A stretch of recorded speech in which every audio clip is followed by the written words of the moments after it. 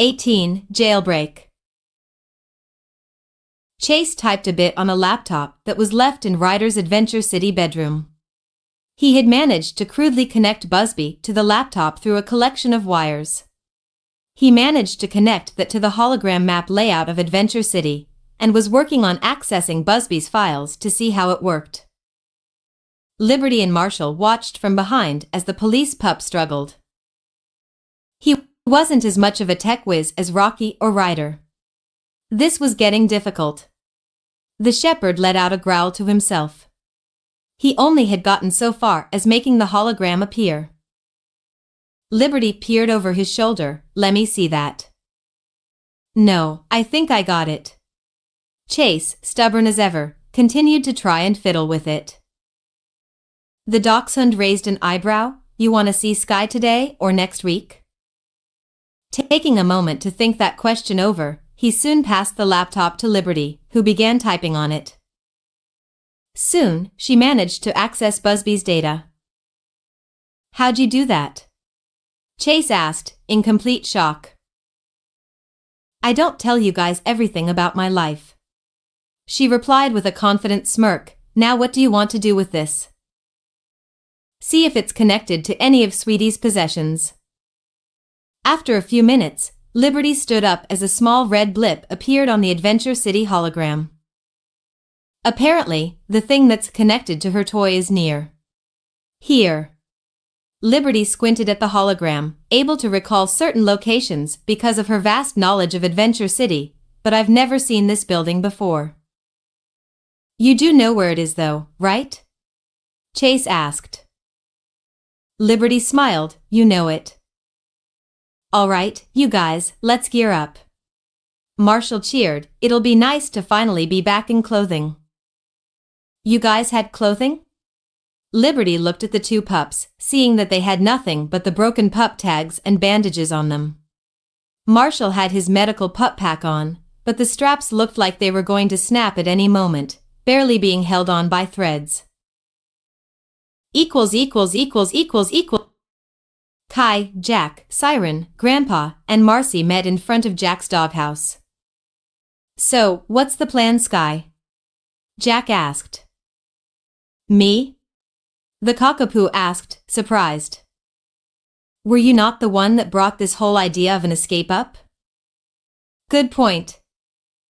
Sky thought for a moment. Well, our main issue is that we can't leave this room, and the humans watching us only come in when taking our bowls in or out. Even then, they have a system for doing that, which prevents escapes.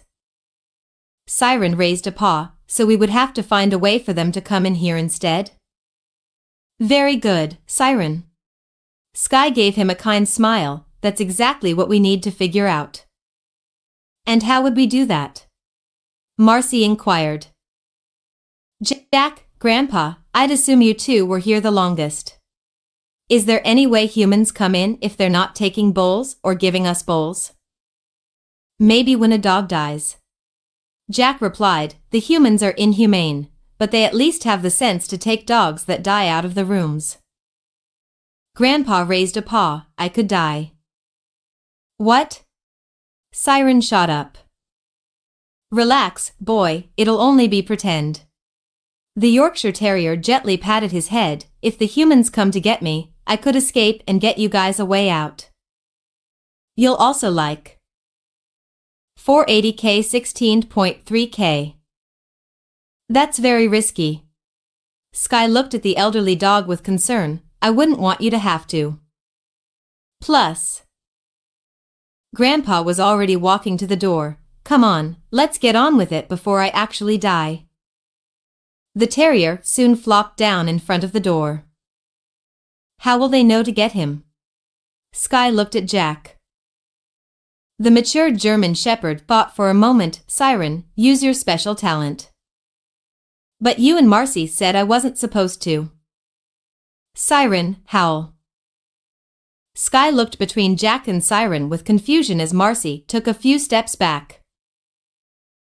As the humans who were charged with the maintenance of the dogs worked, they discussed the recent arrivals. A cockapoo and a terrier. things were peaceful, until they were forced to instantly cover their ears. A loud howling noise echoed through the halls and into their ears. "Damn it!" one of the workers cried, covering his ears, "It's that pup again. I thought it had its voice under control." Skye groaned as she covered her ears, huddled into her pup house. This is what he was talking about. She closed her eyes. She would just have to endure this for just a bit longer, and she'd be back with her friends again. The door suddenly swung open, revealing a human wearing some protective black gear. His eyes instantly trained onto Siren, who was out of breath from howling so much. He didn't even notice that the human was paying Grandpa no attention. "Plus. We told you, pup." The human reached forward and picked up Siren by the scruff of his neck. "It's time we deal with you, for good." What? Siren whimpered as he was swiftly taken from the room. Jack ran forward, biting the man's ankle. "Let him go." "Great. Now the other dogs are on me." The man grabbed something from his waist, something that Skye was easily able to recognize. "A baton?" The man swung the baton into Jack's side, making him yelp and let go. The German Shepherd rolled on the ground, stopping near a nearby wall. Sweetie, meanwhile, who had been watching the whole interaction, was beginning to grow restless. The door was wide open, beckoning her to go and reach freedom. Skye and the other dogs seemed like a good enough distraction. She was definitely going to make a break for it. Plus. She then heard a shrill yelp. The terrier looked over to see who and where it came from, just to see Grandpa on the floor, completely still. This put her in a mild state of confliction. The only dog to show her a shred of levity was Grandpa, who had given her some life advice recently. Not only that, this human was beginning to get on her nerves. Attacking one dog is already unforgivable, but a pup and an elderly? That was low, even for her. The man raised his baton, ready to strike Grandpa once more, but stopped when he felt a tugging on his pant leg. "Seize this at once, human!" Sweetie barked at him. "We have you outnumbered and outclassed, as I, Sweetie the royal pooch of." She couldn't say anything else, as she was quickly kicked off and into a nearby wall. The white terrier let out a faint groan, laying down. She wasn't as used to taking damage as the pound dogs. She was sure that they had that down better than her. Marcy ran at the human when he was not looking, and jumped on his back, startling him and causing him to drop his baton. The man, by this point, was beyond agitated by the dog's efforts to keep him from taking Siren. He grabbed Marcy and slammed her into the ground before quickly turning to leave. The human, still carrying a kicking and shouting Siren, left the room, but not before Skye kicked the baton between the wall and door, stopping it from closing. The air rescue pup panted faintly, looking around at her injured comrades, including Sweetie, who had tried to stop the human from doing any more damage. Skye's eyes suddenly darted to Grandpa. The dogs quickly made their way over to the oldest of the group. "Why work at a pound if you hate dogs?" Sweetie questioned, walking with them. "They do pay well here," Grandpa weakly answered, trying to stand up. "I'd probably work here too if I weren't already retired." Or a dog. The Yorkshire Terrier suddenly stumbled, nearly falling back to the ground. Jack braced Grandpa with his side. "Careful, you aren't young anymore, you're not equipped for fighting." But we all fought bravely. Grandpa looked at each of them, his eyes stopping at Sweetie, "Especially you, young Sweetie. You saved my life. The little left that I have." "I did not." The white terrier protested, turning her nose up at him. "I simply couldn't tolerate pesky humans trying to attack other dogs." "You could have left if you wanted, you know?" Skye raised an eyebrow, pointing at the door. It was wide open the whole time. Sweetie was out of defenses. "Oh, whatever." We have to go get Siren. Grandpa spoke up once again, coughing soon afterwards. There's no we. Jack bent down to pick the elderly hound up on his back. You need to get out of here. You all do. Skye interjected, looking at Jack, Marcy, and Grandpa. You guys all got injured during that fight. I'm not letting you try to go on another daring mission. That's my job. I'll go after him. Alone? Jack raised an eyebrow. How would you even make it to him by yourself? Who said I was going alone? Skye turned to Sweetie with a grin. Sweetie was not on board with this, began to back up. Whoa, you certainly can't be talking about me. Yes, I'm talking about you. But. No. The cockapoo cut her off. All of this wouldn't have happened if it weren't for you. I'm not the one who convinced them to escape. Skye stopped. She did have a good point. While Sweetie was the one to have got them into this situation, Skye was the one who made it worse. Siren got taken because of it. You're right. But we have no time to argue. The aviation pup looked at her. Please, Sweetie, we have no other choice. Do you want a little dead pup on your conscience? Sweetie huffed. Fine. Let's go. Equals.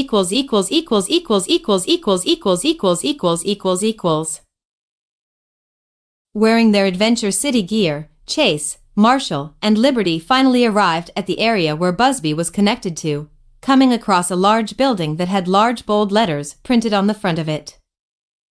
Adventure City Dog Shelter. HM. I haven't been on this side of town since I was littler. Liberty thought out loud as Chase and Marshall looked up at the large building. They must have changed this building after all those buildings got messed up during the Humdinger incident. Marshall looked a bit confused. I thought Humdinger's dog jail was the only place to do this. It did it to the dogs that already had owners like Chase.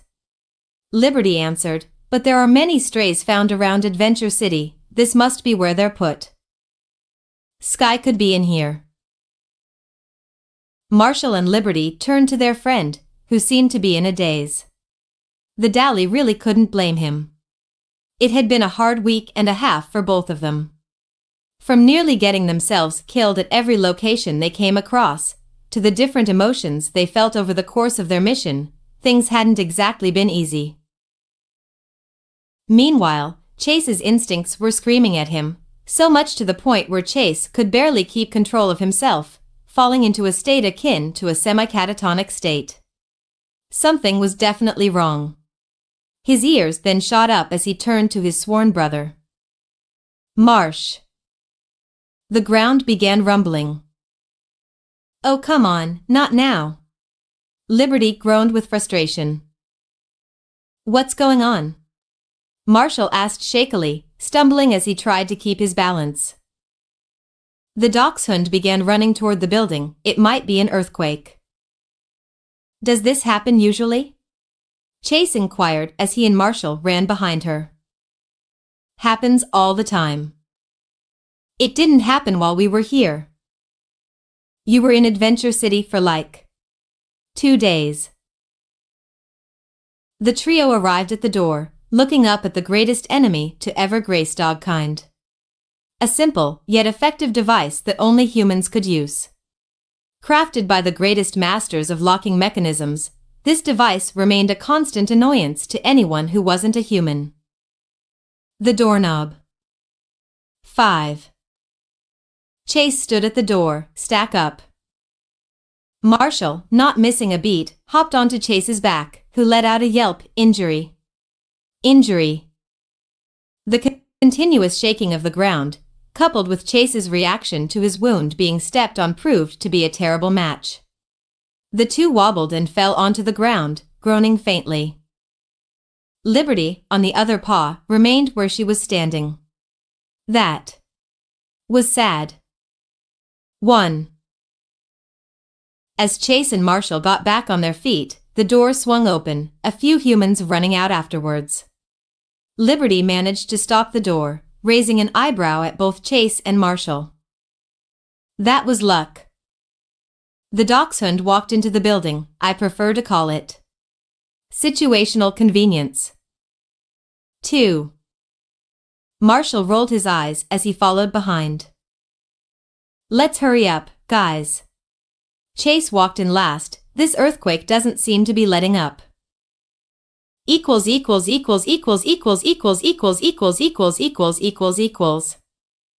Let go of me.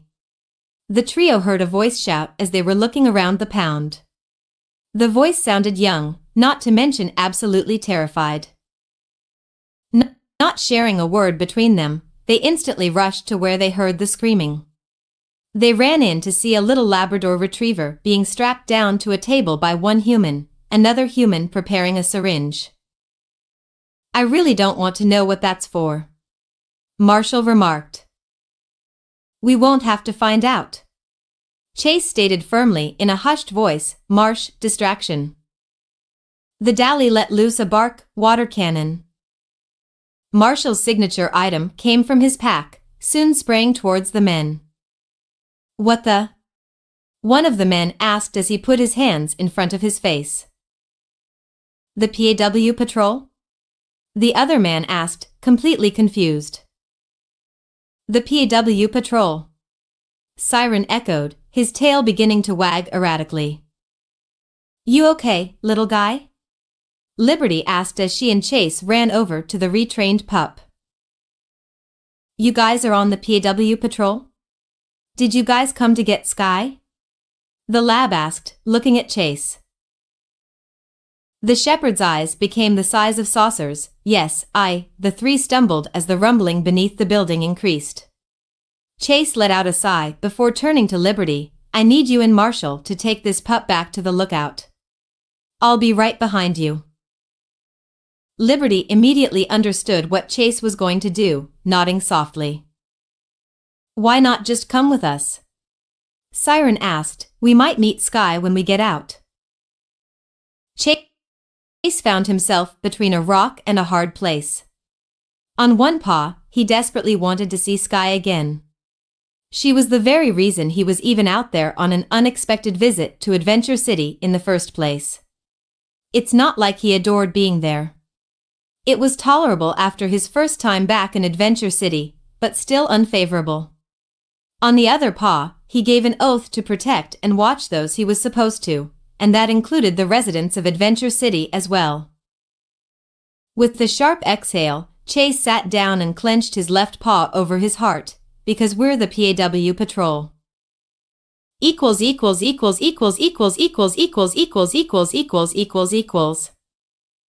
The newly built PAW Patroller 2.0 raced down the road with the destination of Adventure City. They had recently just left the area where the original PAW Patroller crashed, Zuma having to use some of Marshall's gear to put out the fire that had started on it. In the process, they were able to discover that Marshall and Chase weren't in the PAW Patroller, so they decided to leave it up to chance and hope that they were in Adventure City. This isn't good. Ryder rubbed the bridge of his nose as he looked down at his pup pad. There were various reports of an earthquake spreading through Adventure City. Luckily, they were already on their way there, but the earthquake seemed to have no decrease ever since it started half an hour ago. He swiped on his pup pad before sliding open a separate compartment. He pressed the button that was there. PAW Patrol, to the meeting room. Ryder needs us. He heard from another section of the PAW Patroller. A few seconds later, Rocky, Rubble, Zuma, and Everest sat on the seats between Ryder. Zuma and Rocky on the right, Everest and Rubble on the left. Everest was the only one of the four still wearing her Adventure Bay gear, as the Adventure City lookout only has spaces and gear for the original 6. Green means go for action, Ryder sir.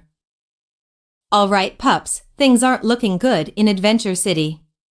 Ryder announced, instantly getting the attention. An earthquake started, and things have only been getting progressively worse since it started. We need to put together a game plan to get all of the people of Adventure City out of there. The four nodded. What if Chase, Sky, and Marshall aren't there? Rocky asked, how would we even do it with just the 5 of us? We'll find a way.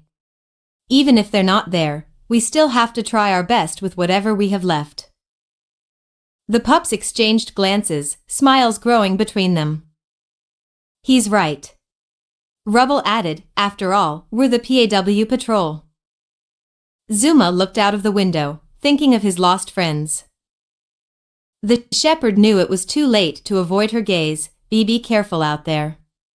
You know what happened last time you were piloting in such weather. Sky couldn't help but smile. I'll be okay, Chase. I'll be back before you can say Chase is on the case. Waving him goodbye, the cockapoo quickly made her way over to the slide. The shepherd watched with a faint smile as he watched her head sink below floor level. His eyes then darted over to Rocky, hoping that he didn't just see that exchange. Ah! Rocky teasingly cooed. Zuma chimed in, Chase has puppy love. The chocolate lab smiled at the memory. We'll all play and tease each other again. No matter what. Continue.